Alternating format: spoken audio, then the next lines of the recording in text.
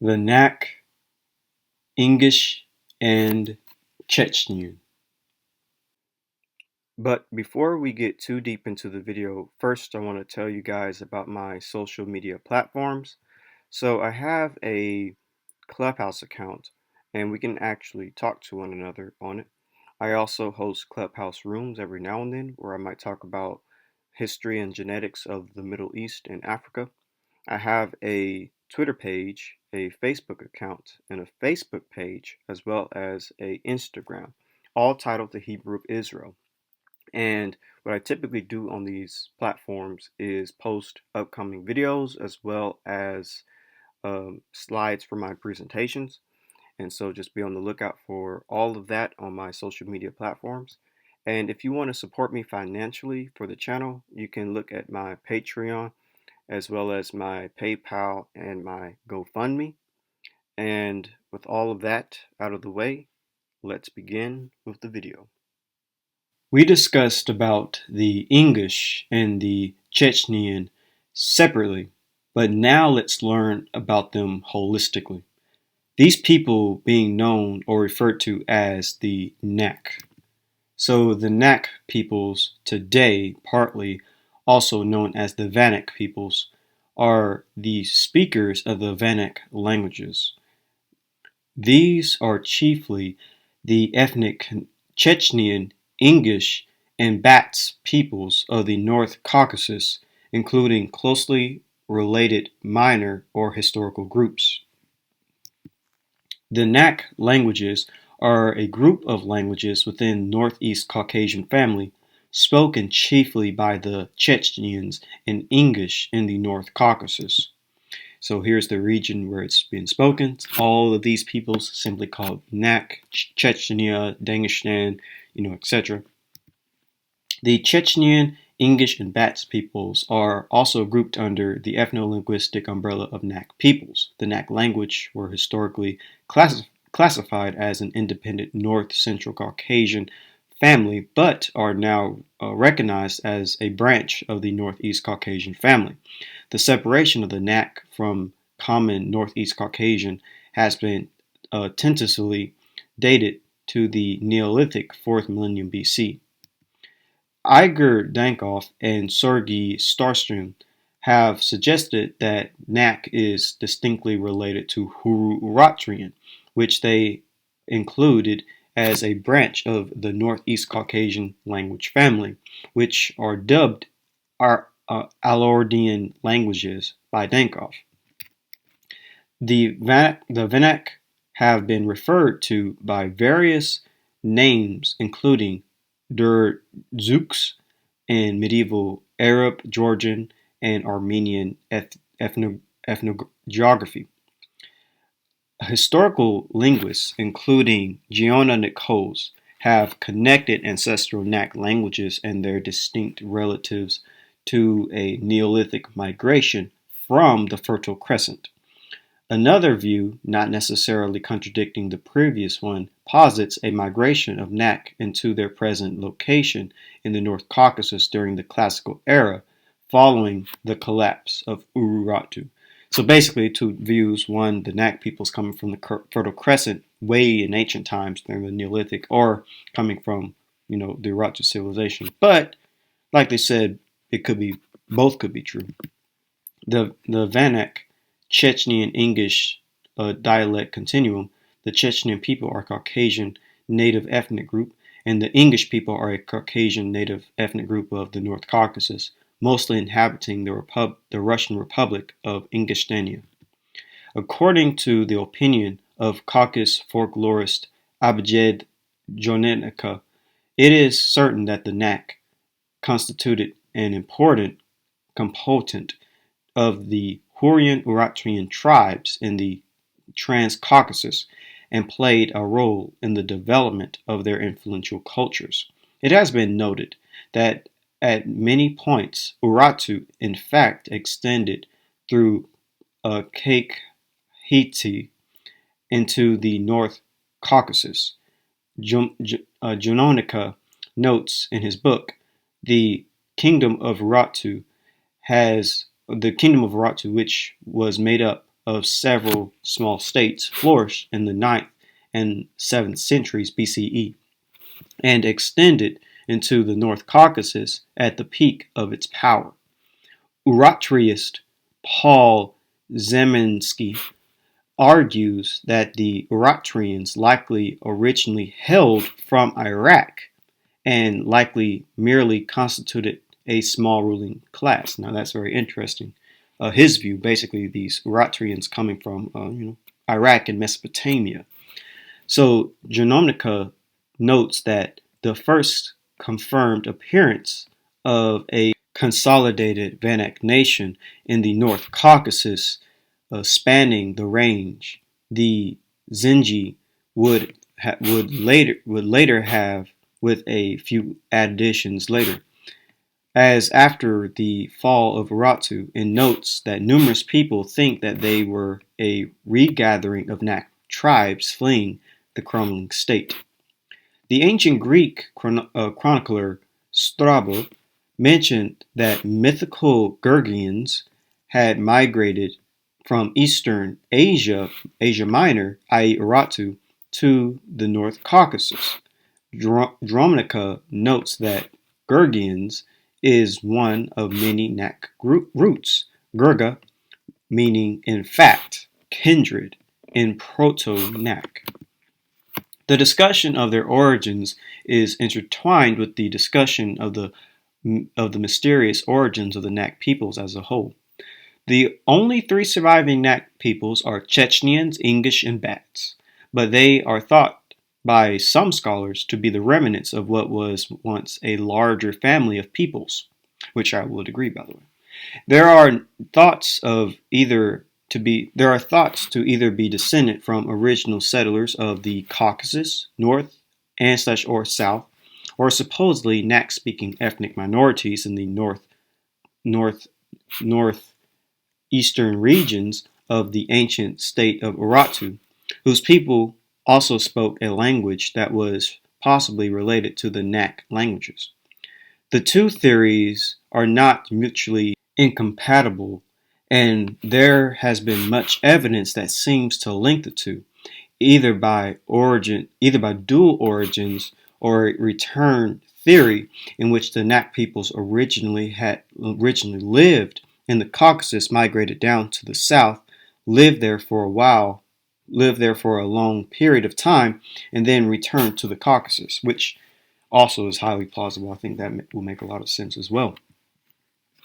So this is a source, an English translation that was originally in Russian, dealing with the English and the Chechenian peoples in connection to them with the Urartian and the Hurrians. So it says, the Urartians themselves, or Alurdians, called their country and state Belensli, from which comes the modern name of Lake Van, in the basin of which the center of this state was located since ancient times. Urartian Alurdian tribes, akin to the Hurrian population of the countries to the southwest of Lake Van, lived around Lake Van and in adjacent areas.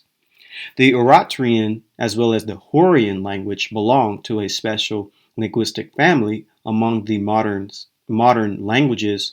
The closest to them are some languages of the North Caucasus, Chechen and Ingush. So basically, Urartian and Hurrian, they're very similar to Chechen and Ingush of today.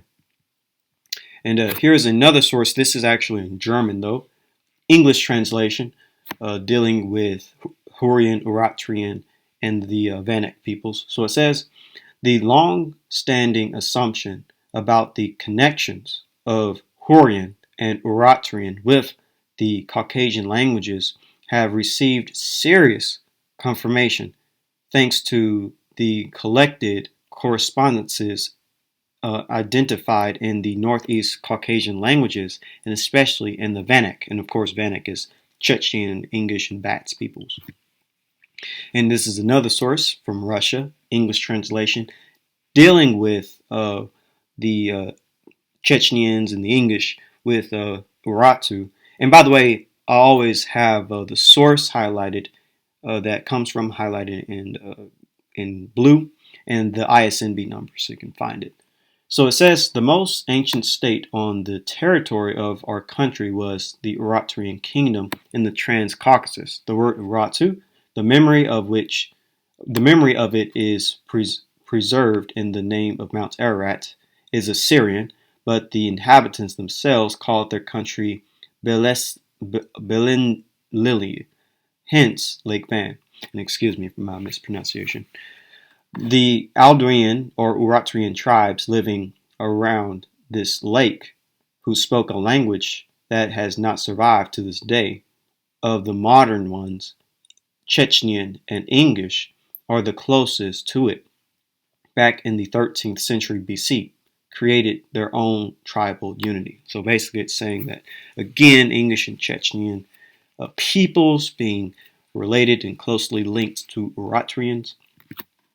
And this is a Russian translation of this source dealing with Chechens, English, and Hurrians and Urartians. And basically it just says, of the peoples existing in our time, the Chechens and English are the closest to the Hurrian and Urartian in terms of language. And so here is a map just displaying Hurrian-Urartian peoples. And as these sources say, basically south of the Caucasus, bleeding into parts of Iran, northern Iran, and Anatolia. And it's pretty much north of Mesopotamia. And these are Caucasian peoples, non-Semitic, non-Indo-European peoples that were quite widespread in the Near East, which is fairly interesting.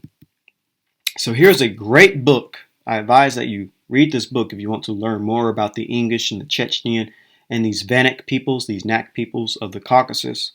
It has a wealth of information if you want to learn more about them. So it says, on the other hand, by the way, the book is called The Chechens, a Handbook. This is by Abjad Gemakona. And it says, on the other hand, the North Caucasian perspective goes back to the most ancient of Caucasian cultures, dating back to more than 5 millennium ago.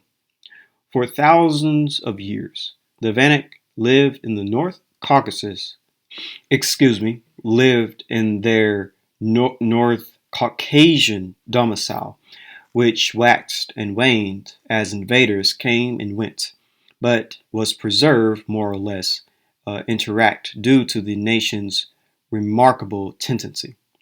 Linguistic evidence ties Vanik culture to the ancient Hurrian and Urartian civilizations that flourished in the Near East a few millennium ago.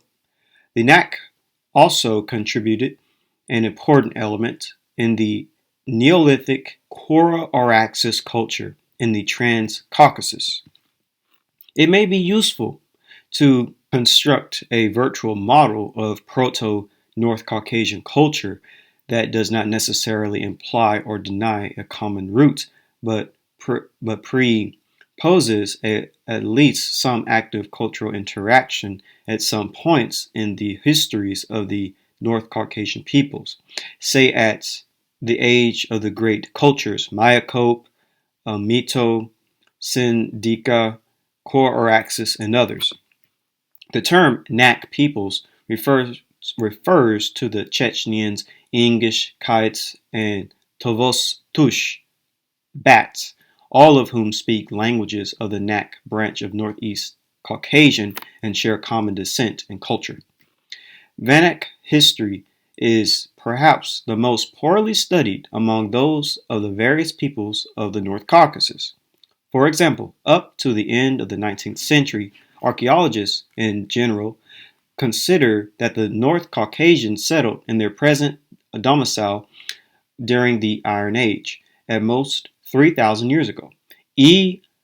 Wiedenbaum, citing Stone Age evidence, argued that their settlement took place much earlier.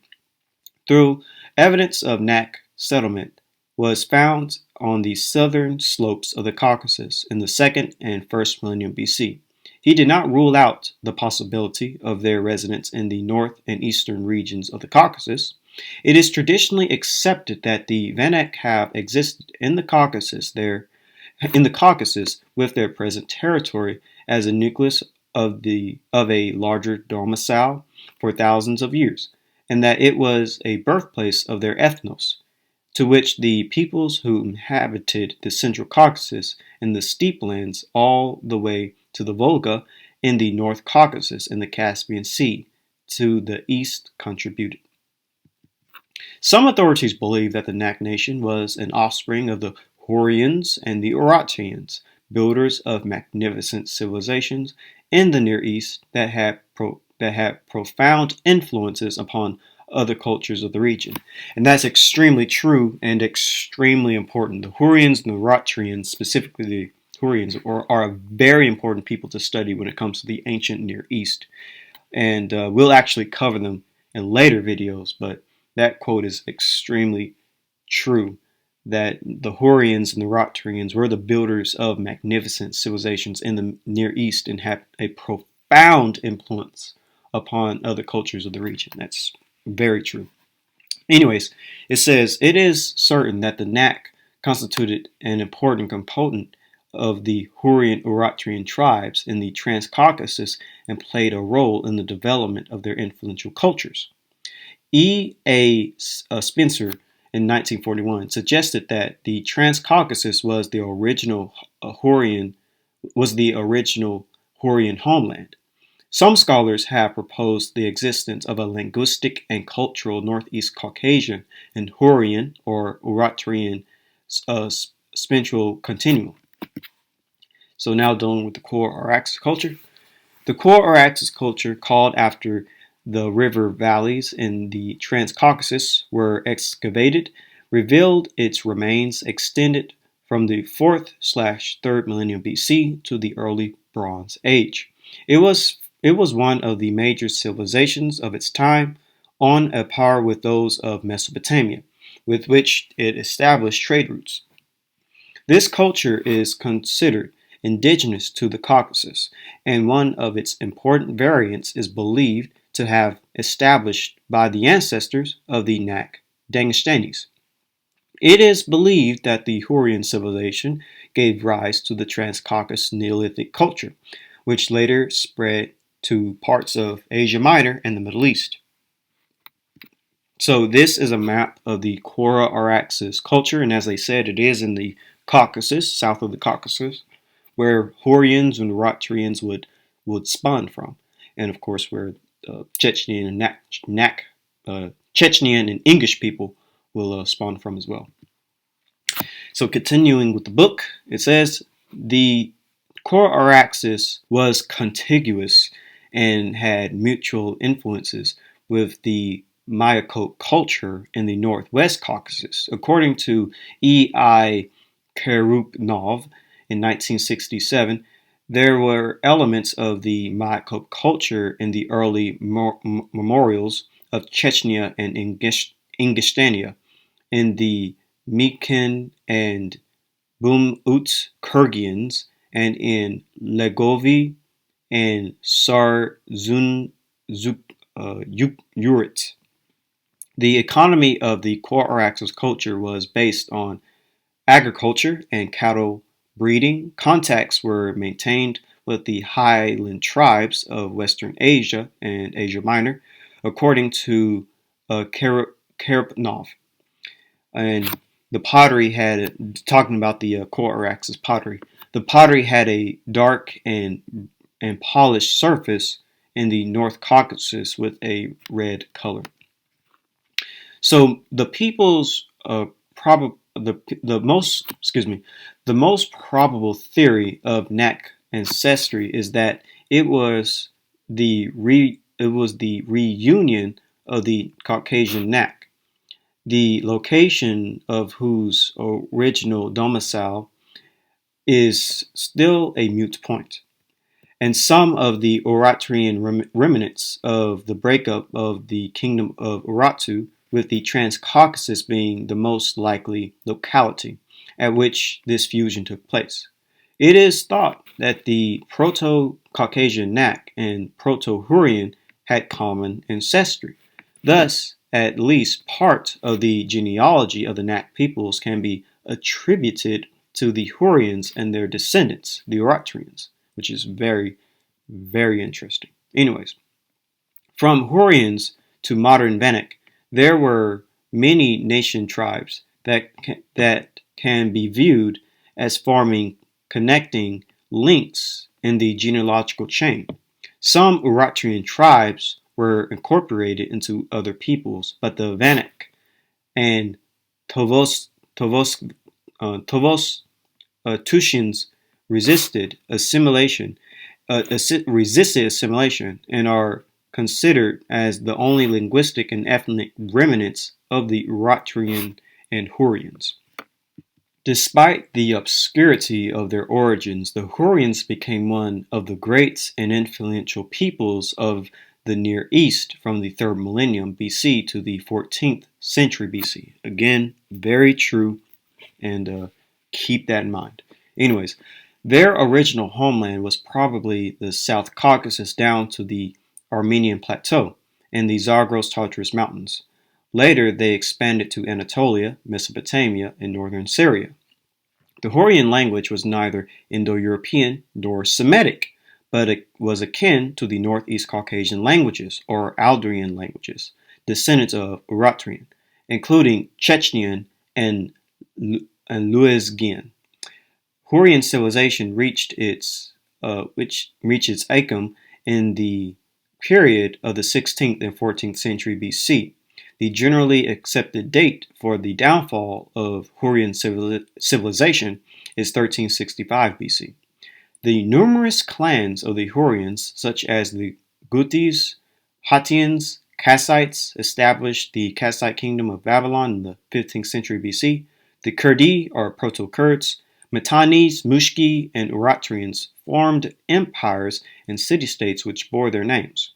The core Araxes culture is also attributed to the Hurrians. It is generally accepted that a number of small Hurrian states gradually united to form the empire of Mitanni. The Hurrians were so ubiquitous that many Indo-Iranian and Indo-European peoples are believed to have substantive Hurrian contributions in their ethnogenesis. For example, the Kurds consider themselves and their culture as descendants of the Hurrians and their civilization, despite linguistic differentiation. There are also suggestions that the ancestors of the Armenians were a mixture of Hurrians and Indo-European Persians. However, linguistic evidence suggests that the Northeast Caucasians are the genuine descendants of the Hurrians. The Empire of Mitanni appeared in 1550 BC, probably as the southwest of the Armenian Plateau, and was made up at least partially of Hurrian subjects, although there is some indication that the ruling classes was of Indo-European extraction. Hurrian was used as the language of state. Mitanni annexed Assyria in 1472 BC. The Mitanni culture, a unique blend of native Hurrian traditions and Sumerian and Akkadian cultural inputs, had in no small measure influenced the civilizations of the Hittites and other peoples. The Mitannis perfected the two-wheeled war chariot, which had such a large impact on warfare from the 15th century BC. Mitanni was undone in the 13,000 BC after having been subjected first to the Hittite and then Assyrian attacks. And so here's the region of the Mitanni, and here is where the Hurrians would be, overlapping them, and here's where the future Urartu would be. So they're all generally in the northern Mesopotamian region. So the Chechenian Ingush Kists, considered by some authors as a divergent dialect of Chechenian and Tovos Tushnian, or Bats, make up the Ingush, or make up the Nakh branch of the Nakh Dangestani, or Northeast Caucasian language family, which comprise more than 30 languages, most of which are spoken in Dagestan. The language group is indigenous to the Caucasus and is comparable in age to Indo-European. The split of the Nakh branch from the rest of the family took place about 5,000 through 6,000 years ago. J. Nichols proposed that the Nakh Dangestani language family is long indigenous to the Caucasus, suggested by fairly seamless archaeological continuity for the last 8,000 years or more in central Dagestan. This is also reinforced by the distribution of loanwords from ancient Mesopotamia into early Nakh Dangestani. The structure of the Nakh Dangestani family tree, with the greatest divergence within and between branches lying in their southern reaches, would suggest that pre-Proto-Nakh Dangestanis spread into the Caucasus from the southwest. A cuneiform style of writing and runic type inscriptions are found on ancient monuments in Chechnya, some dating back to the 3rd millennium BC. However, no serious work has been done to interpret them. Nakh has roots that can be traced to some languages of ancient Mesopotamia. There is a general consensus that the Hurrian-Urartian and Nakh Dangestani language families are connected. I. M. Dankoff and S. A. Sarstrin in 1986 have demonstrated more than 100 common roots between the two language groups. And so again, here's just a map of these peoples and languages, just to reinforce it. And here's another book dealing with the Nakh peoples. This is the Vanaks, the Chechenian, and Ingush. And so it says, this book is about the Chechens and Ingush, a kindred nation of the North Caucasus. The Chechens and Ingush have common origin and similar language and culture, but owing to the forces of historical coincidence and circumstances, they have developed into the separate nations who, nevertheless, are fully aware of their unity and apart from their national self names, the Nokchi Chechens and the Galgi Ingush have their common name Veneks, i.e. our people. From the linguistic point of view, their languages mainly belong to the three lingual families: Caucasian proper, or Paleo-Caucasian, Indo-European, and Altian. The Caucasian family is divided into three groups: Western, Eastern, and Southern. The representatives of the Caucasian family are the ancient inhabitants of the Caucasus. This accounts for the term Paleo-Caucasian, related to each other by common origin. The Western group consists of two subgroups, the Abagay and Abzak, the Abazin branches. The Abagay, or Circean, one of the most numerous and far famed peoples of the Caucasus, still densely populated a vast territory from the Black Sea coast to the Middle Terek, as far back as the first half of the 19th century. The eastern branch of the Caucasian languages also divides into two subgroups, the Vanak and the Dangestani branches. The Vanaks, as is generally known, is a collective name of the Chechens and Ingush. It should be noted that the area of spread of the Paleo-Caucasian languages gradually growing narrower for the space of epochs. Several millennia ago, the tribe speaking the Caucasian languages apparently inhabited not only the whole Caucasus or the most of its parts, but also the areas out far of its limits. According to some scientists, certain nations of the ancient Near East, including the Goths, Hottians, Proto-Hottians, the Cassians, Hurrians, Urartians, and others, were ethnically close to different branches of the Paleo-Caucasian family. Proceeded from this, the Paleo-Caucasians, i.e. Aborigines of the places and settlements of alien tribes, took part in ethnology of the majority of peoples inhabiting the Caucasus today and speaking the languages of Indo-European and Turkic system. This is also confirmed by anthropological data. As early as the 4th to the 1st centuries BC, the Caucasus was one of the entries of highly developed bronze metallurgy. In the North Caucasus and Transcaucasia are found the burials of tribal nobility through the 3rd and 2nd centuries BC, containing the richest jewelry, gold plates, silverware, weapons. Archaeological data shows sufficiently high level of societal and cultural development in the Caucasus between the 3rd to the 1st centuries BC.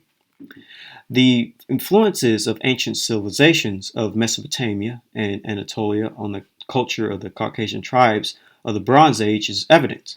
On the other hand, one can observe the cultural influences of the Caucasus on vast regions of Western Europe. Urartu was an ancient state in the Caucasus, 9th to the 4th centuries BC, comprising a vast region of South Transcaucasia. The native tongue of the capital of the state apparently was close to the Vanak-Dangstani linguistic group. When discussing the matter of the origin of Vanaks, it is also very important to take into consideration their genetic affiliation to the eastern branch of the Caucasian ethno-linguistic family. According to some scientists, the tribes speaking the Eastern Caucasian Vanak-Dangstani and the languages cognate to them inhabited not only the eastern part of the North Caucasus and Transcaucasia, but also the territory in Front Asia, right up to Zagros, Mesopotamia, Syria, and Asia Minor, quite possibly penetrating into certain islands of the Mediterranean.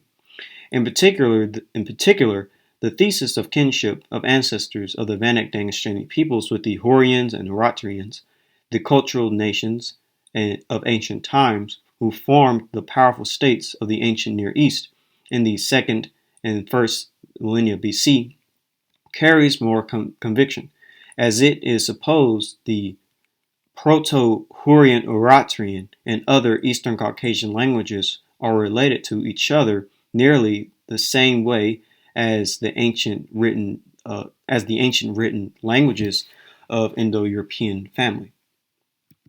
So here is the Hurrian-Urartian. Here's just another map displaying it. If you type in Hurrian-Urartian map, it will basically show this general area of the north or northern Mesopotamia, but southern Caucasus. Here's another great book to read about the Ingush and the Chechens. It's called The Origin of the Chechen and Ingush, a study in Alpine linguistic and ethnic geography. And basically it just says, with this introduction, the Chechens and their western neighbors, the Ingush, are distinct ethnic groups with distinct languages, but so closely related and so similar that it is convenient to describe them together. Chechen and Ingush, together with Bats and Tavostush, a minority language of Georgia, make up the Nakh branch of the Nakh-Dangstani or Northeast Caucasian language family. The split of the Nakh branch from the rest of the family took place about 5,000 through 6,000 years ago. Thus, the Nakh-Dangstani family is comparable in age to Indo-European, the language family ancestral to English, French, Russian, Greek, Hindi, etc. Though the split of the Chechen English probably dates back to the Middle Ages. And so again, just showing a map of the Hurrian-Urartian and these Caucasian language families like Northwest, Northeast Caucasian, Hattic, etc. And here's another great book dealing with Hurrian-Urartian specifically and connection to the Chechen and the English. This is from ancient Anatolia. And it says, Oxford Handbook, by the way. And it says the Hurrian-Urartian as a whole shared a yet earlier common ancestor with most of the numerous and comparatively obscure languages of the Caucasus is not improbable. Modern Caucasian languages are conventionally divided into southern, northwestern, and northeastern families. Georgian, for example, belongs to the southern family. Dankoff and Starstrand, in the most thorough attempt to finding a linkage yet published, have argued that Hurrian-Urartian is a branch of the Eastern Caucasian family. This would make it a distinct relative of such modern languages as Chechenian, Avar, Lakh, and Uyd. And so here is basically in yellow Hurrian, and here is in orange Urartian. This is the people in the language in the time period of 1800 BC. So we have talked about a lot dealing with the Ingush and the Chechen peoples, also known as the Nakh peoples. And basically they are a Northeast Caucasian people. And they are associated with ancient cultures of the Caucasus like the core Araxes culture. Furthermore, they have associations with the ancient Hurrians and the Urartian civilizations, and they may have spoken a Urartian language. With all of that being said, this seems to line up genetically when it comes to haplogroup J, because haplogroup J in ancient times is associated with the core Araxes culture, Northeast Caucasians, and Hurrian-Urartians. Furthermore, in modern times, haplogroup J is seen highest in these exact Caucasian groups.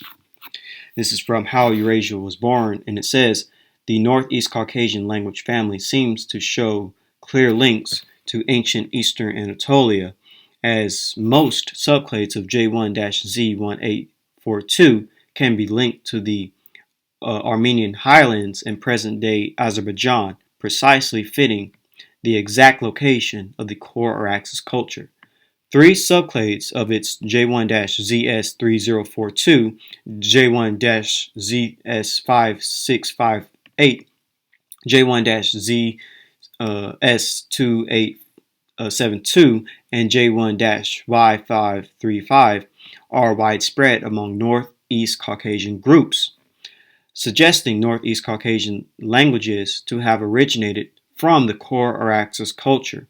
As ancient J1 subclades also seem to have been present in the ancient Levant as well. This supports the existence of the Alduian language family, linking Hurrian to Northeast Caucasian. Regarding the Northwest Caucasian language family, broader analysis of other genetic components by Yunbesvi confirmed that Northwest Caucasian populations also originated from south of the Caucasus, thus from within the cradle of the Neolithic Middle East. This also supports their supposed relations to the Indo-European family, and suggests that their homeland must have been in the close proximity with that of the Indo-European homeland in the Eastern Anatolia. On the other hand, it may have been west of the Northeast Caucasian homeland, as the latter seems to have covered the entire core Araxes culture area. The presence of J2-M67 in Northwest Caucasian populations also points to the origins south of the Caucasus, although as J2-M67 is present in human populations belonging to both Northwest Caucasian and Northeast Caucasian language groups, it is somewhat ambiguous to which language family did the population that introduced it in the region belong to. Now, it's basically everything we just read when it comes to the earlier studies dealing with the Northeast Caucasian, core Araxians, Hurrians. These populations, these peoples would have had J markers. Everything that lines up anciently, and as I said, even dealing with modern populations, they would have been J markers as well. This paper, Parallel Evolution of Genes and Languages in the Caucasus region, says again, haplogroup J2, A4B star dash M67 comprise 51 through 79% of the Y chromosomes in the Ingush and three Chechenian populations, Northeast Caucasus Nakh linguistic group. Finally, J1 star dash M267 comprised 44 through 99% of the Avar, Dargins, the Chechens, the Kubachi, and the Ligusians, Northeast Caucasus, Dargian linguistic, or the Dagestan linguistic group. So these Nakh Dagestan populations have the highest amount of haplogroup J1 and J2. And linguistically and genetically, the Y DNA tree of J and the Caucasian populations actually do basically overlap with one another. Their divergence and their time perfectly matches when it comes to all of it. So that's also another interesting fact when dealing with these Caucasian populations from a genetic tree and linguistic tree perspective. So combining genetic and linguistic findings, we now propose a model of the evolution of the Caucasus populations. The final tree was obtained by merging the genetic clusters with the background linguistic tree. We conclude that the Caucasus gene pool originated from a subset of the Near Eastern pool due to an Upper Paleolithic or Neolithic migration, followed by the significant genetic drift, probably due to isolation in the extremely mountainous landscape. So there's a perfect overlap, which is very, very interesting. Now, we also see, like I said, dealing with the Y chromosome haplogroups, that these Caucasian populations have some of the highest amounts, going up to 99% among the Ingush, Chechens, Bats, Avars, Durgians, etc. You can see it right here. This is J-M304, its branches J-M267 and J-M172. And you see right here with the Ingush and the Chechens, and then you see it right here with the Aryavars and Durgians and others. And here's just another visual representation with J1, and here are the references up to 98%, 99%, basically 100% among these Caucasian populations. And again, J2, here are the references, and seen very high in these Caucasian populations, up to 87%. It's very important, very interesting.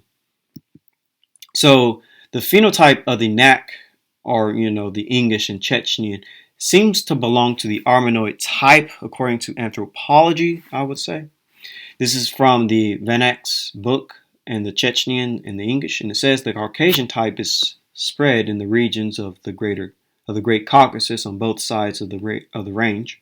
People of this type are of large stature, broad-faced, and color of the eyes and the hair with a considerable touch of light tints, though prevail the dark-haired, round-headed. The Caucasian type is prevalent with the Karachais, the Barakians, the Ossets, Veneks, Western Dagestanis, and the Mountainer Georgians, the Slavans, the Moscovites, and the Karasurs, and others. And this is a Russian translation dealing with basically the same thing, the phenotype of the Ingush and the Chechens. So it says, the anthropology of Chechens and Ingush is somewhat different. The Ingush belong to the central cluster of the Caucasian Minpeb or Minteb anthrotype, with pronounced bradycocephalization, which indicates a strong mixing with the Koban culture, whereas the Chechens, although they belong mainly to the Caucasus, the Mitebids, combine many elements of the Caspian and even the Puntid. All this testifies that the Chechens, to a greater extent, have preserved the Hurrian substream. So looking at Chechens is like looking at an ancient Hurrian. But anyways, so here is the embedded type. That's the best way I pronounce that. The group is the Alpinide, the Armenoid, and the Drenid. Basically, the regional type of the Caucasus Mountains, the embedids, are typical of the Georgian population and common among Chechens and Ingush. And this is why I chose this image. Physical traits is light brown skin, straight or wavy, usually brown hair, brachycephalic. And here's basically the region that they're in. Like I said, the Caucasus. So this is sort of like the general phenotype of these peoples. So it is very clear that Caucasian groups are important to our studies when understanding the phenotype, the genotype, and the history of the ancient and even the modern Near East. So this is where we end the Nakh, the Ingush, and the Chechen. With that being said, if you enjoyed the video, please leave a like. Don't forget to subscribe, click the bell, and share the video. Please leave a comment for any questions you might have. And follow my social media platforms if you want to get in contact with me. And with all of that out of the way, have a great day and shalom.